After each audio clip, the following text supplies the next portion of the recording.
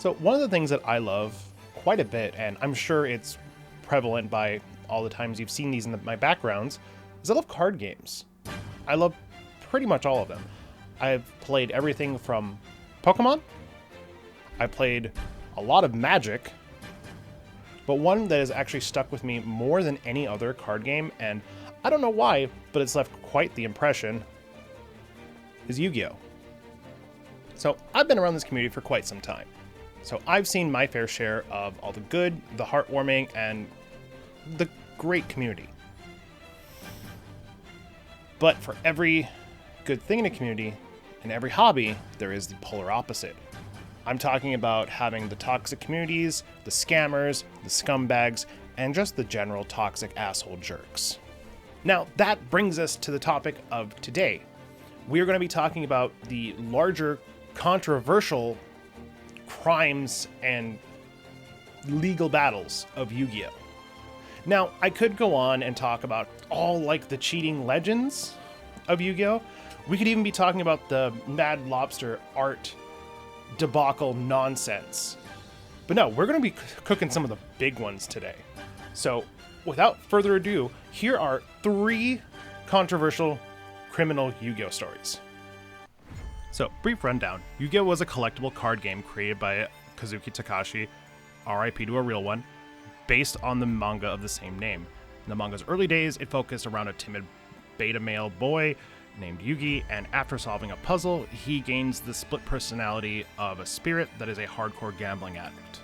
Originally, this was meant to be a horror manga, but during a random one-off event in the series, he got a lot of really good tractions with a card game plot, and thus the game Duel Monsters was born.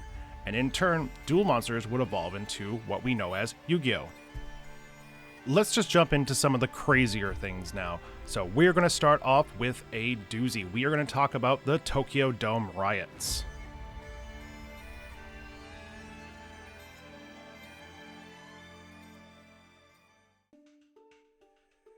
If Sino wins, we riot. The Eagles fans are rioting. The Bulls fans won the NBA championship, so they're rioting. Stop it. These things are not new to us Americans, where people riot over a sport or a pastime or just even as a hobby. Now, the year is 1999, and the Yu-Gi-Oh! Card game is in full swing. It's getting huge over in the land of Japan, Duel Monster Madness is in full swing, and Konami has scheduled a large event to be held in the Tokyo Dome. Now, when I think of the Tokyo Dome, I think of things like the World Baseball Classic, or the many major concerts there, like T-Swift, or even when it comes to like other sporting events, NJPW Wrestling, New Japan Pro Wrestling. I mean, we have things like Kenny Omega versus Kazuchika Okada, or their many wonderful wrestling bouts, but I bet you never thought the most violent thing to occur there would be over shiny cardboard. Unlike most of the athletes and talent that had been performing in the Tokyo Dome, Konami made the event fairly accessible to pretty much anyone. With that many people, I can't imagine it smelled great in there. I also imagine that if they had Yu-Gi-Oh's newer hygiene rules, I'm sure there would have been a lot of DQs. Already it seemed that this was gaining a large following, which made it easy to enter. They announced that they would be giving out a premium pack for participants, so now there's even more craziness had to happen. Konami included insane cards that you could only get through those means at the time. And remember, the year is 1999. The show Friends was still funny, J.K. Rowling's wasn't disgusting yet, and I looked great in baggy jeans. So, with the early life of Yu-Gi-Oh!, they only had 2 starter decks, 4 booster packs, 2 video games, and a handful of promos that were distributed out through the last couple of years. But now we've come to 1999, August. This tournament, they announced the Premium Pack 1. And this Premium Pack 1 was in especially high demand, with the tagline stating, "This will never be re-released. You can only get it here." These were like posted in the manga, so everyone flocked down to the event as they assumed it was the only way to get these. Now, Konami expected 40,000 people to participate, which is mind-boggling. Now, like I said, they expected about 40,000 to show up. Instead, they got 65,000 people. Also, to give me an idea on how big that is, I go to Gen Con almost every year, and it's usually held in the Lucas Oil Stadium. That can hold about 70,000 people. That's just 5,000 shy of what showed up for the Tokyo Dome event. People were literally being turned away. Part of the reason was due to the contents of the pack, and remember when I said the packs were never to be re-released. Now, with packs, you're not guaranteed anything. You're not guaranteed any certain cards. You would get 3 cards and it randomized in a pack, and one of these cards happened to be the iconic Exodia, the Forbidden one. It was iconic in the TV show, and it as an instant win card and heralded in universe as the unstoppable Exodia. Exodia, if it was in your hand, along with the other pieces, left leg, right arm, left arm, you would win the game. Now, in real life, at the time, in August of 1999, each of these pieces were insanely difficult to get a hand on. And now, with the pack that will never, ever, ever be redistributed ever again, the head of Exodia was in there. So players flocked from all over just to get it. Konami had goofed. And they had not only goofed, they colossally goofed. As they originally meant it for that only people who purchased the game could come in. However, somebody instead released it saying, purchase this week's shonen. That is what experts call an oopsie daisy. You've made a huge mistake. Now, come for the time for the event, people lined up to get these packs, and it was literally one table handing these out. You're animals! You're all animals! One table to hand out these packs in the blistering heat and the annoyance of all these Yu-Gi-Oh fans. I have played and run events of similar size, and I get overwhelmed. I got overwhelmed, and with a huge party and team backing me up. And now these poor fellows now basically have to 65,000 against all these Yu-Gi-Oh fans who want these packs. In fact, it was so overwhelming and caught them so off guard that they delayed the sale for about 2 hours in order to calm people down. Because, you know, to calm people down, you usually make them wait longer, because that'll calm them down. Now, for some reason, this incident was not actually communicated to the crowd. Confusion also increasing when Konami just, for out of the blue, decided, nah, we're not going to do that. We're not doing this. We're closing this down. Fuck this shit, I'm out. Because reasons. I imagine that went over extremely well. Well, this section is called the Riots. So...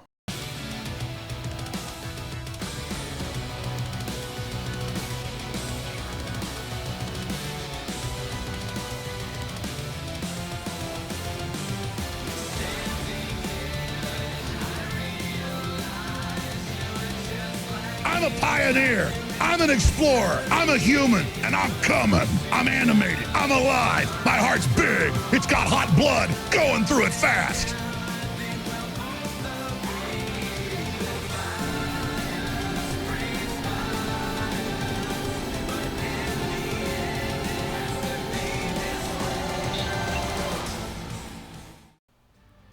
The LA Times posted an article back in 1999 by Mark Magnifer and Makikiko Inoue. The police chief deputy of the time, Futoshi Akamura, was quoted as saying, "I had never seen such an uproar, even in the Kinky Kids concert." Kinky Kids? I know I'm a new YouTuber, but I can't say that it'll clearly get clipped and taken out of context, and I know I'm a new YouTuber, but I don't need to get canceled already. While the cops were ready to arrest people, nobody actually was arrested. At least 2 people were taken to the hospital, and a dozen more were treated in clinics. The chief said the air was tense for the rest of the event. Tons of people remained after the event to just let the organizers know how bad of a job they're doing. And in the end, they really only got to like one round. They ended up deciding just to straight up cancel it mid-round. They rescheduled it, but they were not that well organized even then. Now, the staff must have been thrilled with all these Yu-Gi-Oh! Karens sticking around because, you know, it's the Tokyo Dome. They totally don't have stuff tomorrow. Oh, wait, they did. They had a baseball game scheduled for tomorrow. These Karens definitely aren't helping.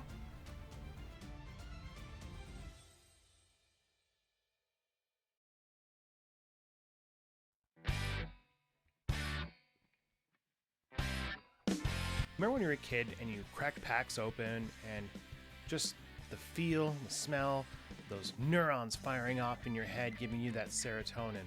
That was one of the best feelings in the world. Now I want to hold on to that here for a second because you're going to need that little bit of nostalgia to get you through this next part. Now let's jump to modern times where we've essentially just turned this little bit of nostalgia into just another cash grab, thanks to capitalism, of course. I'm escaping to the one place that hasn't been corrupted by capitalism. Space! People scalping cards, selling weighted packs, less than reputable sellers, you know, trying to move things to you. Hey, cash at me $50 and I can totally hook you up with this first ed Charizard. Trust me, bro, it's on its way. Oh, yeah, I sent it. The mail's totally doing it. Don't worry. Well, I'm still waiting, Keith. It's time to stop! It's time to stop, okay? No more! Which kind of goes into our next story. I give to you the $13 million Blue Eyes White Dragon auction. Welcome to the world of Yu-Gi-Oh! Financing, where some cards are worth just as much as the average player's rent. Where anything can happen, from modern staples that are needed to play a deck costing upwards of $100, to unique one-off cards that can go for about as much as a down payment on a house. But that all pales in comparison to a card that almost went for $13 million. Now enter the Blue Eyes White Dragon 20th Anniversary Gold Edition card. Only 500 of this card was ever printed, and an auction for one of these blue-eyed bad boys actually went for, well, starting bid was around $1,800, and that card's auction jumped to nearly $13 million. Now, I'm bad at math and I'm even worse at money, but I don't think those numbers quite add up. I mean, you're lucky I'm saying accommodating, because a lot of other accountants might be a bit funny. Especially when the projected end cost of this at the end of the auction was supposed to be around $45,000, not $13 million. Apparently this specific Blue Eyes White Dragon was part of a huge corruption case in China in the Anhui province against one Zhang Yuji, and the auction was selling off most of Zhang's assets, who had been sentenced to life for embezzling nearly 10.8 millions from government funds. Huh. Imagine if we actually sent our politicians to jail for things like that. My favorite thing of Zhang's that they actually seized was a diamond and gold encrusted PlayStation 4. Because if you're gonna play Bloodborne, you might as well do it in fucking style. The Blue Eyes White Dragon was never authenticated, nor did it contain a certificate of authenticity, but within minutes of the auction beginning, it had already reached $77,000. Near the end, there was roughly 2,000 bids on this card, and by the time it hit $13.4 million, the government became a little suspicious. It's like the Chinese government had heard of the hit game Among Us. Now, we know around COVID time, trading card games got uber popular. I mean, according to eBay, Pokemon alone, their sales jumped by 574% from 2019 to 2020 alone. Now, that huge jump still does not explain the $13 million for a possibly $48,000 card. Now, the auction platform said in a statement to the Global Times that the auction had been suspended and the lot is seriously inconsistent with the bidding price and malicious bidding behavior is suspected. It easily sounds like someone was trying to launder money, but Isn't that something that Seto Kaiba would do? I sacrifice my enraged battle ox and $5 to summon Blue Eyes White Dragon! Or it could just be somebody attempting to outbid Seto Kaiba, and Seto Kaiba's pride was like, nope, I gotta win. Who knows?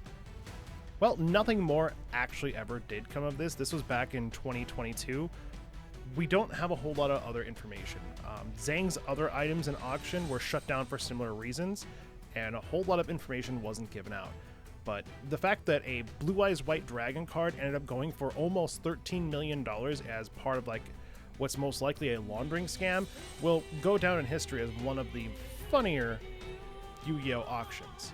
And hey, if anyone wants to get me something for my birthday or needs some ideas, I would love a diamond encrusted PS4 so I can play Bloodborne on like a baller.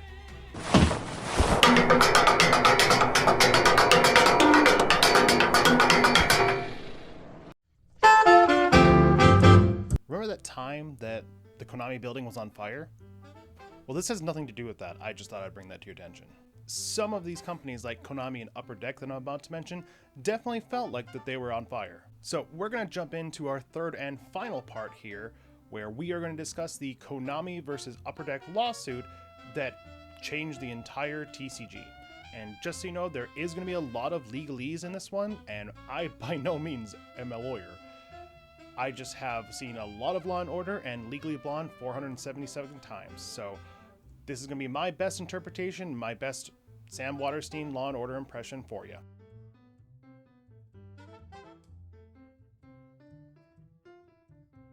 So, back in the day, roughly 2002, the Yu-Gi-Oh! TCG was published by the company Upper Deck Entertainment. Upper Deck usually does sports cards like these. However, they developed a division called Upper Deck that was just to handle gaming. It was the gaming part of Yu-Gi-Oh! And license and to manufacture the game. As an old ancient player, I have a lot of these Upper Deck older cards, and compared to the newer ones, there is a night and day difference. In October 2008, the company of Konami filed a complaint to the District Court of California charging a group called Vintage Sports Cards with distributing repackaged Yu-Gi-Oh! Cards, kind of like those Walmart box things that you see that literally have nothing good in them. Except they were just putting straight up counterfeit cards in. I'm assuming that's where these cards came from. Now, Konami got an injunction against Vintage but during the trials and discovery phase, evidence was supplied by Konami alleging Upper Deck was the source of these counterfeit cards. Konami sent them a subpoena, but Upper Deck refused to comply. Now, December of the same year, Upper Deck filed a lawsuit in Nevada alleging Konami on breach of contract, fraud, and slander. Konami, the literal day after, in a classic take your ball and go home move, decided to announce that they are taking control of the TCG after Upper Deck threatened additional legal action against Konami if they continued to, quote, slander them.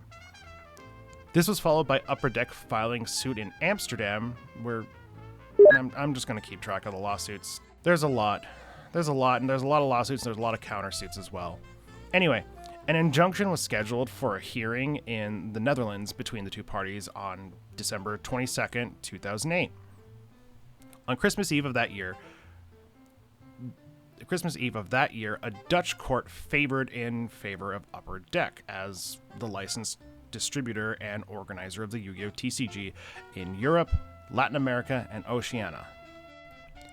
Getting ruled against like that is one really rough way to wake up on a Christmas morning. Oh boy, I hope this is a new mommy. Yeah, it's not. Unwrap it, you little creep. We gotta be at work in an hour. What is this, dude? What? Is this carpet, Daddy? Now, Konami then made an amended complaint adding Upper Deck as co-defendant to the Vintage counterfeit cards thing. You know, like I said, there's a lot of cases and we're going to be bouncing around. So January 2009, Upper Deck then announced that Konami didn't ship the championship packs to them for distribution to official tournament stores. Konami clapped back with that the Champion Pack lack was because of the termination of the contract between the two companies, and that Konami was the only authorized distributor in North America. Upper Deck continued to make plans for product support, and in late January, on my birthday, again denied counterfeiting. Now let's go back to California.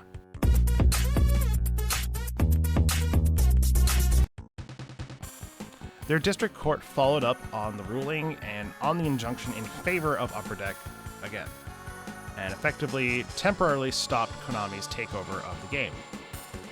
Konami then filed a renewed motion, add that to the count, against Upper Deck and Vintage again with new evidence.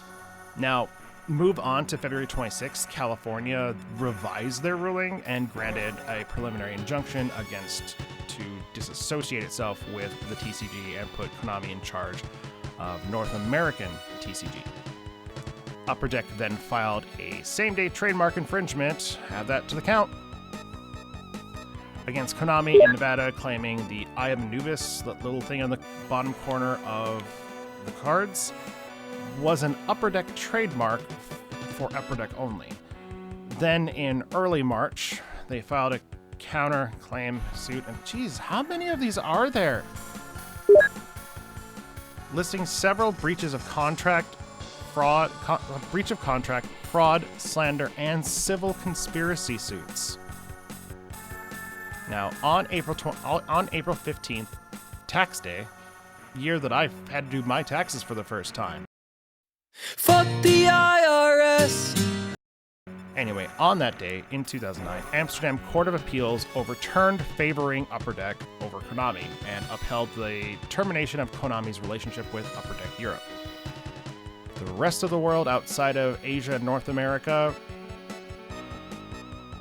their rulings along with California rulings gave Konami current control of the Yu-Gi-Oh! Card game, giving us whatever nonsense this crap is. I'm so fucking scared right now, you shut up! Oh my god! Who are your parents? I'm gonna call Child Protective Services. It's time to stop!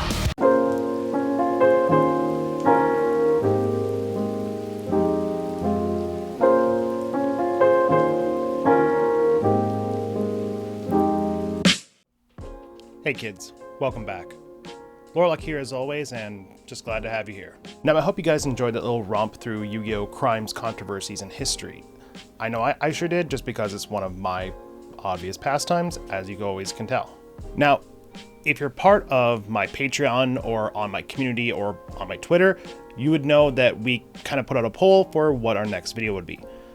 So overwhelmingly, y'all picked Marble Hornet. So with that one, what we're going to do is we're going to do an extended retrospect of Marble Hornets, the series, the lore, and the entire making of, because from my understanding, the making of is also a journey. All right, so I would like to thank my Patreons. Without you guys, none of this crime is possible. So I would like to personally thank Gooseball, Panda Snoots, Mew Bubbles, Robo Sketchy, Olivia Oblivion, and Brittany. Thank you guys so much. I promise that any funds that you guys give me goes completely to crime. And that will do it for this episode. Join us next week where we avenge Harambe. And again, I would just like to say thank you. I really appreciate you guys coming out and hanging out with me, learning some random shit that you'll probably never use. But again, I just want to say thank you. As always, I'm the Lorlock. Cheers.